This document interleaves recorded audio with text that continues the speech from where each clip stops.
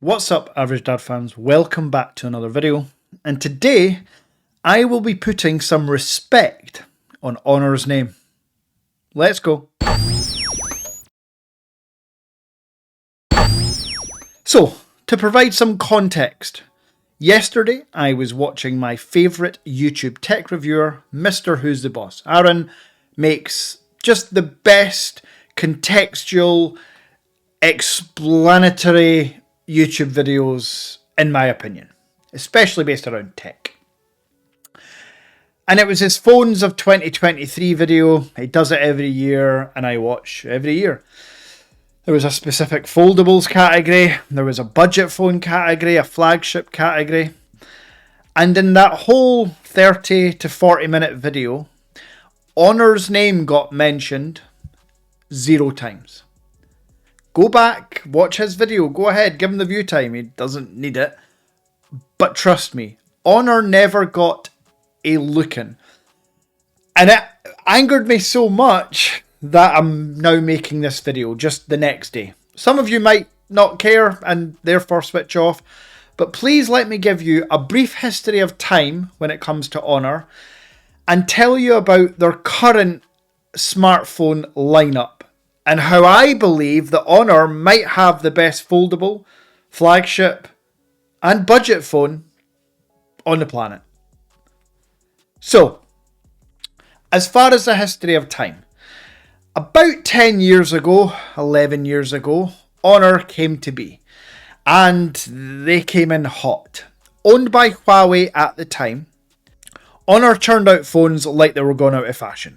Huawei had some mid-range, budget and flagships. Honor was like that budget to sometimes mid-range. There was never any flagships when Huawei owned Honor.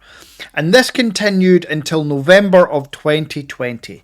We were peak pandemic, but we were also peak Huawei can't be in America. Huawei can't use Google, 5G. So Huawei sold Honor to China, to Shenzhen. It essentially relinquished it, sold it to a company set up by the government of China. And I'm glad they did.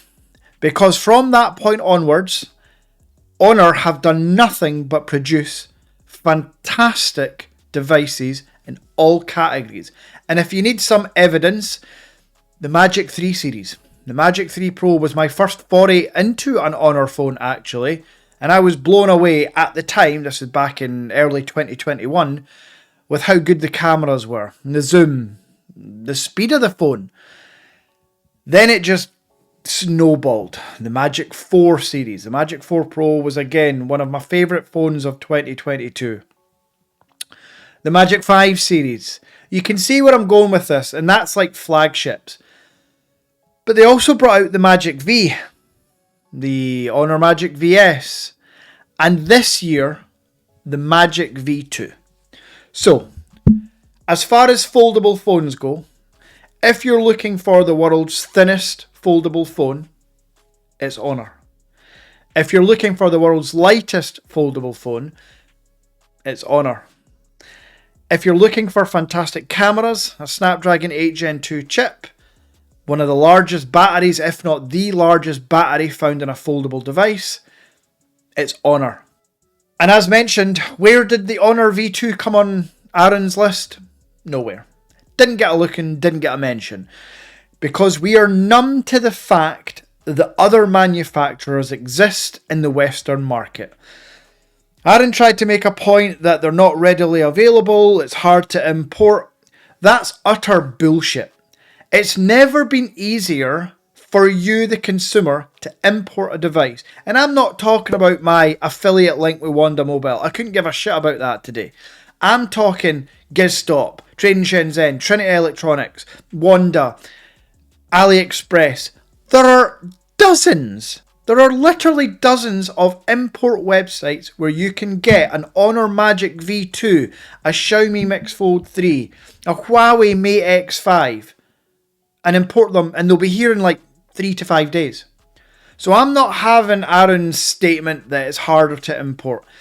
For me, and I really, really hope this isn't the case, He wants to stay on the good side of Samsung, Google, and now OnePlus. Literally the only foldables he mentioned were those. And of course he did give OnePlus the victory, and I should say that the OnePlus Open actually won my foldable phone of the year when it came to an objective point scoring system. I'm not saying they're bad phones, but to completely discount what Honor and Huawei and Xiaomi are doing in the foldable phone market is just infuriating. And again, sticking with Honor, they've made the V2 and you can buy it for about £1,000. That's £750 cheaper than a Samsung Z Fold 5. And trust me, hardware-wise, look, feel, you're going to have a much better experience as a foldable phone with this than you are with any Samsung Z Fold series. So, that was the foldables, and as you can see, it kind of got my blood boiling. And I think mainly because Honor are doing unbelievable things, but because of massive YouTube reviewers like MKBHD and Mr. Who's the Boss not talking about them, it makes it more impossible for these phones to break into the Western market. The whole reason why they are not released globally is because of poor sales. Whereas in China, Huawei, the Honor, they do fantastic levels of sales. So if bigger YouTube reviewers talked about them, they would do better. And in turn, we would have, rather than a choice of 3 global foldable phones, we'd have 20. Only benefits you and I, the consumer. Now, as far as the flagship device, getting away from foldables, the Honor Magic 5 Pro was one of my favourite phones of 2023. The camera is in the top 5 of 2023. Yet, zero mention from Aaron. None. And price-wise, for the flagship Honor Magic 5 Pro, it was £950 new when it was released a few months ago, which was £300 cheaper than the iPhone and Samsung. It's now roughly £750, which is getting close to half the price because it's a half terabyte version. That's like half the price of the equivalent flagship Samsung and Apple. But no mention. 8 Gen 2 chip, 5000 mAh battery, optical and periscope zoom lenses, but no mention. So, that continued to get me raging. And then they talked about mid-tier phones and budget phones. I've had the Honor 90. Just on a whim, I decided to buy the Honor 90. It was in a Black Friday deal and I paid £330 because I had a voucher and Black Friday deals. I think originally it was £500 roughly. It's a half terabyte version, 12 gigabytes of RAM. So please remember when I talk through some more specs that this phone is £330. 120Hz, Snapdragon 7 Gen 1 chip, 200 megapixel camera, 4K rear lenses and selfie recording. Yes, 4K on the front. 120Hz 6.7 inch AMOLED display. 66 watts wired charging, with the charger and a case included in the box. Not once was the Honor 90 mentioned in the mid-tier if it was £500, or now that it's £330 in the budget. But he did talk about the Poco and other phones that, again, I'm afraid to say, he was gifted to review this year. Not one of the phones that he gave points to was he not gifted to review. I'm not saying there's a correlation there, but when I look back at his videos, I don't see many Honor phones gifted to him for review. So, as far as Honor themselves, getting away from the Mr. Who's the Boss video, Honor are doing fantastic things.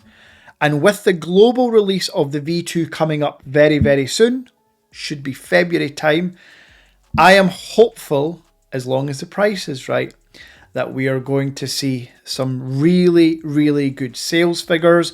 There's also gossip, almost confirmed rumours, that Xiaomi's Mix Fold 4 will be released globally. Obviously the OnePlus Open is here, which is essentially the Oppo Find N3. So OnePlus Open 2 will be global, the Pixel Fold 2 will be global, the Z Fold 6 will be global, and I'm hearing good things about the Z Fold 6 as far as cameras and form factor, no longer that thin outer screen. We need companies like Honor to keep driving innovation, because that's exactly what they're doing. They're not just rehashing things over and over. They could have released the Honor Magic V and called it the V2 with a new chip, but they didn't. They completely redesigned the phone. The weight, the form factor, the thickness, everything was changed. The hinge. Samsung, from the Z Fold 1 to 5, basically changed very little. So, I'm not sure if you've watched to this point. This has essentially been a rant about how disrespected I feel Honor are. I should point out, I have no affiliation with Honor. They don't send me shit. And yeah, I'm not sure why I'm so angry about it. I think ultimately I care about me and the consumer. And I know that in the long run, bigger picture wise, if more people talked about Honor, more people would then buy them, and then they'd be globally released. So, with all that being said, hopefully you've watched till this point. If you have watched till this point, I would like to say that if you're interested in the Honor 90, if you're a subscriber and you DM me on Instagram, I'm going to give it away for £250. Yep. I'm going to sell it. I want somebody else to get this. 0.5 terabyte, 12 gigabytes of RAM, all the specs I just said, for £250. Sadly, the Honor V2 I'm keeping, but show Honor some love, and if you can be bothered, buy some devices from WONDA, link in description. I get $10, and if you pay by bank transfer, you'll get 3.8% off. Until next time,